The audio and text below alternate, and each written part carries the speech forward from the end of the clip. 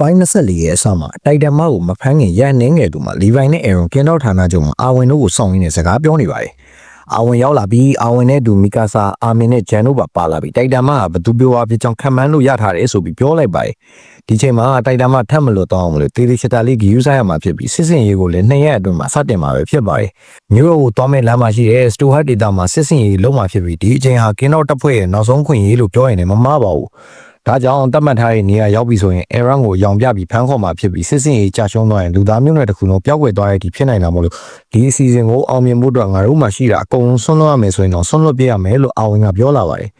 နေတိုင်းအပိုင်းသစ်တွေကိုကြည့်ကြနေဆိုရင်တော့ကျွန်တော်တို့ရဲ့ Facebook page လေးကို follow လုပ်ပြီးသွားလို့ရပါတယ်။ Storehead data ကိုကြော်တာနဲ့ Aaron ကိုတီးချက်လုပ်ပြီးပြစ်မှတ်ကိုမြောက်လိုင်ကောင်းတွေကိုခေါ်ရမှာပါ။တကယ်လို့တိုက်တန်ပုံစံပြောင်းပြီးခုခံမယ်ဆိုရင်လိုင်ကောင်းထဲမှာမို့လို့တိုက်တန်ပုံနဲ့သာဆိုရင်လှုပ်ရှားဖို့မလွယ်ကူလာပါဘူး။ဒါပေမဲ့သူသာလိုင်ကောင်းထဲမဝင်ခင်တိုက်တန်ပုံပြောင်းသွားမယ်ဆိုရင်တော့ Aaron ကတိုက်တန်ပုံပြောင်းပြီးကူတိုက်ပေးရမှာဖြစ်တယ်လို့အောင်ကစကားလက်စားတက်လိုက်တဲ့အခါမှာ Aaron ကတိုက်တန်မကဘာတူလဲလို့မေးလာပါတယ်။တိုက်တန်မကိုစပြီးရေးမိတာကအာမင်ပဲအဲ့တိုက်တန်ကအခြားအမဟုတ်မင်းတို့ရဲ့တရားလီဘူလောင်းတက်ထဲကလူလို့ပြောလို့လည်းရတယ်။ငါတို့တန်ရာဖြစ်တဲ့သူရဲ့အမိက Annie Leon Hat လို့ပဲဖြေလိုက်ပါတယ်။ဆက်ပြီးအာမင်ကပြောလိမ့်မယ်လို့ပြောလိုက်ပြီးအာမင်ကသူတီးသမျှကိုအစကနေပြောပြပါတယ်။ပထမတစ်ခါကအရှင်ဖမ်းထားတဲ့တိုက်တန်မတွေကိုအန်နီတက်ခဲ့တာပဲ။တိုက်ခိုက်ရေးကောင်းတဲ့သူတွေပဲဒီလိုဝင်သက်နိုင်ပြီးစီရေးသုံးကရိယာတွေယူဆက်သုံးကမာကိုရဲ့ပစ္စည်းကိုထုတ်ပြခဲ့တာမို့သူလွတ်သွားခဲ့တာပဲ။လီပိုင်ကအဲ့တခုပဲလားတခြားရောရှိသေးလားမေးလိုက်တော့မီကာဆာတိုက်တန်မဟာအန်နီနဲ့ရုပ်ချင်းစင်နေတယ်လို့ပြောလိုက်ပါတယ်။ Aaron ကအဲ့လောက်တက်သေးလေးနဲ့မခိုင်တော့လို့အစီအစဉ်ကိုကန့်ကွက်ချင်နေတယ်မဲ့သူကိုယ်တိုင်လည်းအန်နီနဲ့ရောတိုက်တန်မနဲ့ရောတိုက်ခိုက်ခဲ့တော့အန်နီလို့ခံစားမိခဲ့ရမယ်လက်မခံခြင်းဖြစ်နေပါတယ်ဒီလိုနဲ့အန်နီဟာတိုက်တန်ပုံပြောင်းသွားပြီးချုပ်ထားတဲ့လူတွေအားလုံးနှုတ်ထွက်ကုန်ပြီးတိတ်ဆုံးပုံရပါတယ်ရဲကြီးနေတဲ့ Aaron ကိုမီကာဆာကပဲဂုတ်ကနေဆွဲပြီးလိုင်ကောင်းအတွင်းကိုဝင်ပြေးကြရင်လည်းပဲအနောက်ကနေတိုက်တန်မကလက်နဲ့နှိုက်ပြီးဖမ်းနေပါတယ်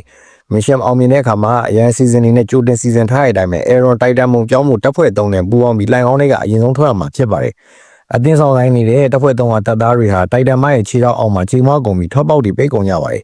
တိုက်တန်မက Aaron တို့ရှိနေတဲ့လိုင်ကောင်းတစ်လျှောက်ကိုလိုက်နေတော့ Aaron ကဘုံစံကာရုံးကလိုမျိုးတိုက်တန်တစ်ပိုင်းပြောင်းကြည့်ဖို့အတွက်အနားကိုကတ်ခိုင်းလိုက်ပြီးလက်ကိုကိုက်လိုက်မှတိုက်တန်ဘုံကပြောင်းမြဖြစ်နေပါတယ်တိုက်တန်ဘုံပြောင်းမြရဲ့အတွက်မီကာဆာကနေအန်နီကိုကြိုက်နေပြီးသူနဲ့တိုက်ခိုက်ဖို့တွေ့ဝေနေရလားခုထိအန်နီကတိုက်တန်မဆိုတော့အထင်မှားနေရလို့ပဲထင်နေတော့လားနင်ဘာမြင်ခဲ့ရလဲဆိုတာနင်သိပါတယ်အဲ့တိုက်တန်မကငါတို့ရဲ့ရဲဘော်ရဲဘက်တွေကိုတတ်ခဲ့တာမဟုတ်ဘူးလားဆိုရယ်မိကုန်းနေဇက်တိုက်နေပြီး Aaron ရဲ့စိတ်ကိုဆွပေးနေမယ်ဘလို့မှပြောင်းလို့မရပါဘူးဒါနဲ့ပဲအာမင်ကသူနဲ့မီကာဆာကအပေါက်နှစ်ခုလုံးကနေဗျိုင်းလူထွက်ရင်းနဲ့ပဲတိုက်တန်မကိုမြားခေါ်ပေးမှာမလို့အချင်းတွေကိုကြည့်ပြီးလှုပ်ရှားပြီးတော့လို့ Aaron ကိုမှားလိုက်ပါတယ် Aaron ကအဲ့လိုဆို2ယောက်ထဲကတယောက်ကဘလို့ပဲဖြစ်ဖြစ်တေးမှာမလို့တားပေမဲ့ဒီတိုင်းသာဆက်နေရင်3ယောက်လုံးတေးနိုင်တယ်လို့ပြောရင်းနဲ့ပဲ2ယောက်လုံးအပေါက်ကနေထွက်သွားကြပါတယ်ထပ်သွားခြင်းမှာပဲတိုက်တန်မက Aaron ရှိရဲ့နေရာစီကိုထိုးချလိုက်လို့မီကာဆာနဲ့အာမင်လွတ်သွားကြပြီးတိုက်တန်မကိုစတိုက်ပါတယ်မီကာဆာက Aaron ကိုမခေါ်သွားဖို့ရေတိုက်တန်မကိုအစွမ်းကုန်တိုက်ခိုက်နေပြီးအာမင်က Aaron ကိုအုပ်ပုံကြားရေးကနေဆွဲထုတ်နေပါတယ်တိုက်တန်မကမီကာဆာနဲ့တိုက်ခိုက်နေရင် Aaron စီကိုပြေးသွားတော့အနောက်ကနေမီကာဆာလိုက်တိုက်ခဲ့တော့တိုက်တန်မကလက်နဲ့လှည့်ရလိုက်တဲ့အချိန်ကြောင့်မီကာဆာအုပ်ခွဲတွေနဲ့ထိကုန်ပြီးနောက်ကိုလွင့်သွားပါတယ်လဲကျနေတဲ့မီကာဆာကိုထားခဲ့လိုက်ပြီး Aaron မပြတ်လှည့်လာမှကင်းနောက်တက်သားတချို့ရောက်လာပါတယ်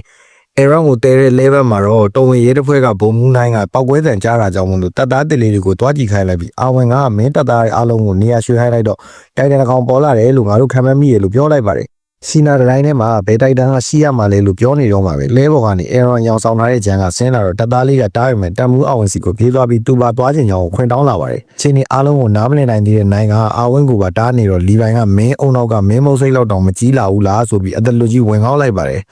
ရောက်လာတဲ့ကင်းတော့တက်ကတိုက်တန်မကိုအတွဲညီညီတိုက်ခိုက်နေကြရင် 3D ကြီးကဘလို့လုံးလို့တဲ့ဆိုတော့ကောင်းကောင်းသိနေတဲ့တိုက်တန်မကတော့အသာလေးပြန်ချနေပါတယ် Aaron စီကိုဂျန်ရောက်လာတော့ကိုဒီတိုက်တန်မမပြောင်းနိုင်တဲ့ Aaron ကိုစိတ်တူသွားပါတယ် Aaron လောကကြီးအတွက်ရောလူသားတွေအတွက်ရောငါတို့အသက်တရောကိုပါမင်းကိုရုံကြီးပုံရထားတာလေမင်းကအန်နီအတွက်နဲ့ငါတို့ကိုဒီလိုနည်းနဲ့ပြန်ပေးဆက်လိုက်တာလားဆိုပြီးဒေါသထွက်နဲ့ဂျန်ကအောင်းနေပါတယ်Aaron မျိုးလုံးတစ်ဖက်ပွင့်လာတော့အာမင်ကဘာဝမှမစွန့်လွတ်နိုင်တဲ့သူကဘာမှပြောင်းလဲနိုင်မှာမဟုတ်ဘူးဆိုပြီးတောင်းကျမ်းနေတဲ့တိုက်တန်မကိုသွားကူချဖို့ Aaron ကိုထားခဲ့လိုက်ပါတယ်အာမင်ကအန်နီငါ့ကိုဒီတစ်ခါမှရောက်အောင်မတတ်နိုင်ဘူးဆိုရင်နင်းကိုငါကိုယ်တိုင်ညီကုန်းချုပ်ပေးမယ်လို့အော်ပြောလိုက်နေပဲနောက်ကဂျန်အတွက်အာယုံလဲပေးလိုက်ပါတယ်ဂျန်ကဝင်ခုတ်ပေမဲ့အန်နီကဂုတ်ကိုကာထားတာကြောင့်2ယောက်လုံးထပ်ပြေးလိုက်ရပြီးအနောက်ကနေအန်နီပြေးလိုက်လာတော့လမ်းတစ်နေရာကအဆောက်အဦပေါ်မှာအယူကြီးလိုစိတ်လှုပ်ရှားနေတဲ့ဟန်နီကတိုက်တန်ရဲ့ခြေထောက်ကိုနားထောင်ရင်စောင်းတိုင်းနေပါတယ်